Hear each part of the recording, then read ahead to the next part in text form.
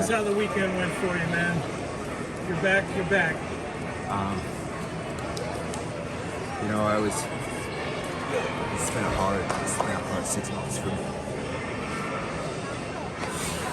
It's been a really hard 6 months for me. You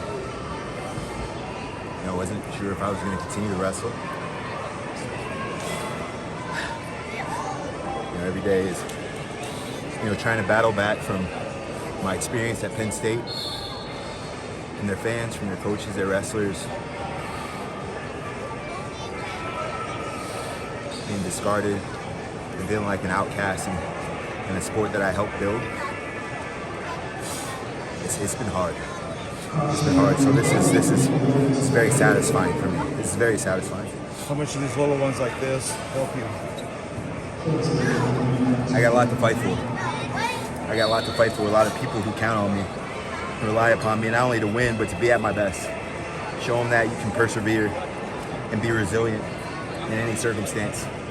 You know, this isn't the team I planned on making when I started this year. I wanted to be an Olympian in Paris, and I found myself on the call in Connecticut. So a much different experience than I would have hoped for. But this is a testament to, God's grace, but also I've got a great team of people around me. My coaching staff, they didn't give up on me. They stayed in it with me, even when I was unsure. When I wasn't sure if I was going to wrestle. I wasn't sure if I wanted to continue to do this. And I was mad at the wrestling community and angry with wrestling itself. And I just wanted to walk away and be just with my family and with the people who truly cared about me. Was it special to come back here to Nebraska to do this? Yeah, absolutely. When they said that this was going to be hosted in Omaha, that was an extra incentive for me. And so at the time, I was still wavering between making an official decision and not.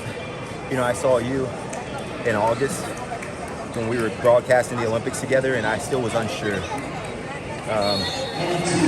But I just remained diligent with my work habits throughout the summer. So even when I hated wrestling and hate the way that I was treated, love you guys, what I focused on was the fact that if I stayed diligent in my habits, I would be able to make a conscious decision on whether I wanted to wrestle or not. But if I didn't show up and I didn't train, that my body was going to make a decision for me. And the old adage goes, if you don't use it, you lose it. Well, when you're 36 years old with 5 kids at home, it's easy to lose it. So I just continued to show up to practice, and there were a lot of days where if you would have come in and saw me and knowing who I am and what I represent, you would have been surprised at my lack of effort, my lack of zeal, my lack of excitement for being in the wrestling room, doing something that I love. But it took me a long time to fall in love with this sport again. And it took a lot of outside external circumstances, but ultimately it took a lot of introspective thinking as to how do I want to stamp my career. Penn State and everyone in that arena in State College, they thought that they killed me. They couldn't. Too resilient. That scoring sequence at the end, the flurry with you and Chance, a lot of shades of Final X 2023. Can you walk us through what you were thinking and how you came on top of that? For sure. Well, I knew exactly what he was going for. I knew he had a tight head pinch, and he was waiting for me to either lower him down to the mat so he could get his feet planted and try to send me, or for me to relinquish his legs so he could get his hips back and sprawl on the top of my head. So just in that position, I knew that I had the better beat. I got to the legs before he got to the head. And I knew that if I continued to drive and elevate, much like what happened in Final X, what happened in 2023 happened in the center of the mat, I likely would have gotten 4 points for it. It would have probably been a 4-2 exchange. So I just knew, as soon as he planted on his back, I knew I had 4. I didn't want to go through on the roll, but I knew with a 4-point sequence there that he was going to have to score 3 additional points.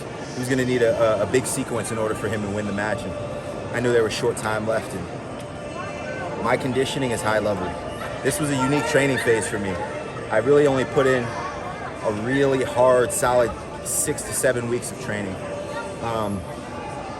And I felt good. It's different. At 74, I'll never wrestle 163 pounds ever again. I don't know. I don't know what my future looks like. If I go out and medal in Albania and I'm already in Final X, who knows? I may keep going. I'm unsure what the future holds. Who's training with you right now?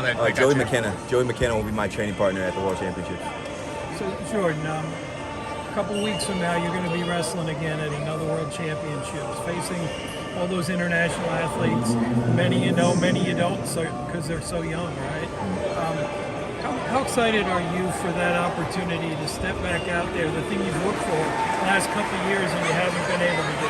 Yeah, I lost my love for wrestling for a while. After 2022, achieving a career-long goal of being the winningest American ever.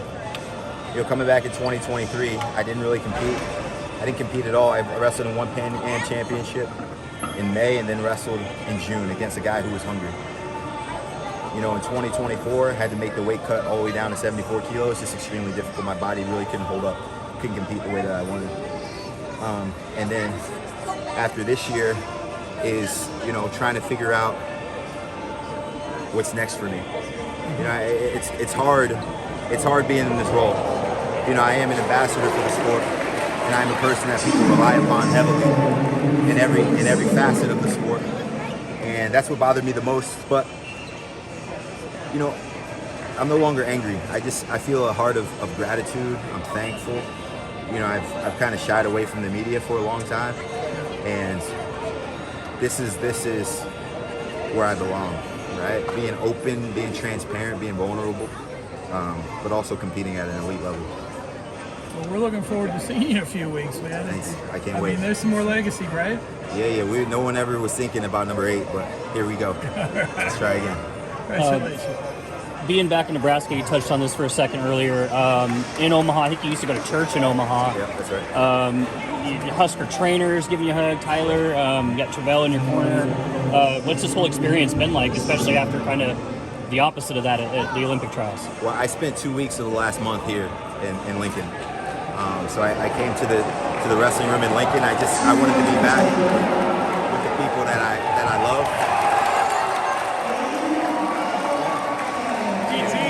Be on another team. If you don't beat David in the first match, you got no chance. So I was here for the last 2 weeks, and I really felt comfortable with the training and with the leadership and the guidance, and things fell into place for me. Even had Travell in the corner. I had Travell. That's my guy. Thanks, Jordan. Thank you, guys. I want to get Macy in.